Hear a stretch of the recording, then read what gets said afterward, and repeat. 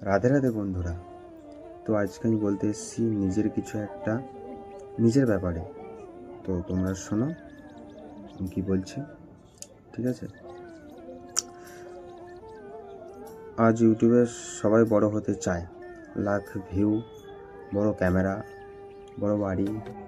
কিন্তু আমি আজ একটা কথা বলতে এসেছি, আমার বড় হওয়া দরকার নাই।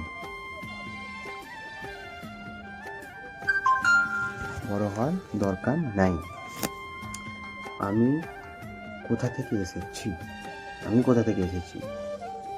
আমি কোনো সুন্দর ব্যাকগ্রাউন্ড থেকেও আসিনি। কোনো পাকা বাড়ি ছিল না, আমার ব্যাকগ্রাউন্ড ছিল না। একটা ভাঙা বাড়ি,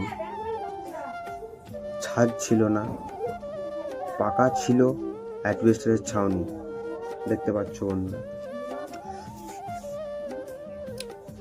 আর আজও সত্যি এটাই, আমি এখনো ওই ভাঙা বাড়িতেই থাকি। কিন্তু ভাঙা বাড়ি মানুষকে ভাঙে না যদি মনটা শক্ত থাকে। একদিন ইউটিউবে ভিডিও দেখতে দেখতে নিজেকে প্রশ্ন করলাম, এত মানুষ যদি নিজের মতো করে কথা বলতে পারে, আমি কেন পারবো না? আমি বড় বক্তা না, গানও জানতাম না, কিন্তু আমি রিয়াকশন দিতে পারি,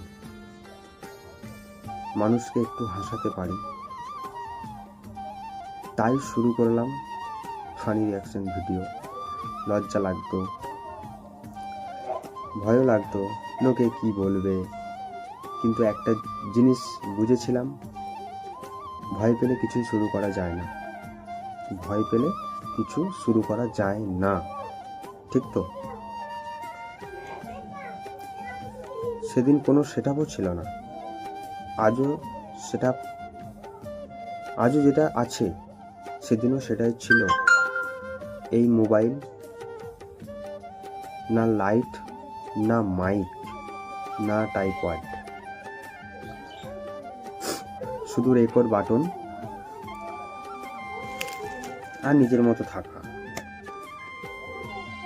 ভিউ খুব কম ছিল, 50 থেকে 100, কিন্তু ওই ভিউগুলো আমার কাছে সংখ্যা ছিল না, ওগুলো ছিল মানুষ। আজও আমার কাছে কোনো ক্যামেরা নাই, কোনো লাইট নাই, আজও আমার কাছে শুধু এই মোবাইলটাই আছে। আর আছে 6000 জন মানুষ, যারা এই সাদামাটা যাত্রাটাকে বিশ্বাস করেছে। ভাঙা বাড়ি, অ্যাডভেস্টারের ছাউনি, কিন্তু স্বপ্নটা ভাঙা না। আমি বড় ইউটিউবার হতেও চাই না, আমার বড় হওয়ার দরকার নেই। আমি শুধু চাই নিজের মতো থাকতে, যেটা ভালো লাগে সেটা করতে। এই কথাগুলো যদি আপনার মনের সাথে মিলে যায়, তাহলে এই চ্যানেলে আপনারাই কমেন্টে লিখুন আপনি কেন শুরু করেছিলেন। ধন্যবাদ। আর ভিডিওটা যদি ভালো লেগে থাকে একটা লাইক আর কমেন্টটা করে দেবেন, আর সাবস্ক্রাইবটা করে দেবেন প্লিজ। ধন্যবাদ।